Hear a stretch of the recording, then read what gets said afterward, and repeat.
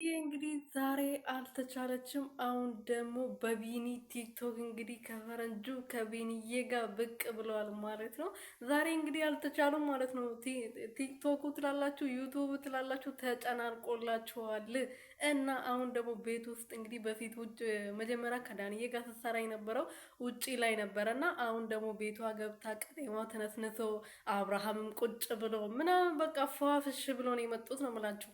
እንግዲህ ሩትዬ ዛሬ አልተቻለችም፣ የምር አልተቻለችም። እኔ ለምንድን ነው በቢኒ በፈረንጁ ቤት ያልተለቀቀው ብዬ ዞር ዞር ብዬ ትፈልግ ለካ እነሱ መጥተዋል።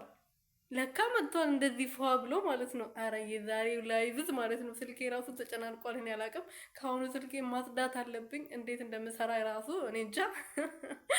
እና ስራ ትቻለሁ። ዛሬ ሰዎቻችን ከቤት አስወጥተናል። ይኸውላችሁ በዚሁ ምስጢር ልንገራችሁ ማለት ነው። ሰዎቻችን ዛሬ ባህላችን ነው። እኛ ባህል አላከበርንም ማለት ምግብ ሰራን ምናምን እንጂ ልብስ እንኳን አልቀየርንም። ይኸው እንደምታዩ በዩኒፎርም ነው ያለሁት ማለት ነው። እና ሰዎቻችንን ዛሬ ባህላችን ነው ባካችሁ ከቤት ውጡልን ብለን ለምነናቸው አሁን ከቤት ወጥቶልናል። ብቻችን ግን ቤት ውስጥ ማለት ነው። ግን ከቤት ያስወጣ ነው ለባል ሳይሆን ለላይቭ ነው። ቁጭ ብዬ ለማየት ማለት ነው ሳልጠራ። ቤት ቁጭ ካሉ ደግሞ እኛ ቤት እንግዳ በጣም ነው የሚመጣው። በየጊዜው እንግዳ ይመጣል፣ እንግዳ ይመጣል። ስለዚህ እነ እንግዳ ካለ ደግሞ ግዴታዬ ነው ስራ መስራት ማለት ነው። ስለዚህ እነሱን ለምነን ከቤት አስወጥተን አላላችሁ ብዬ ምስጥ ልንገራችሁ ነው የመጣሁት።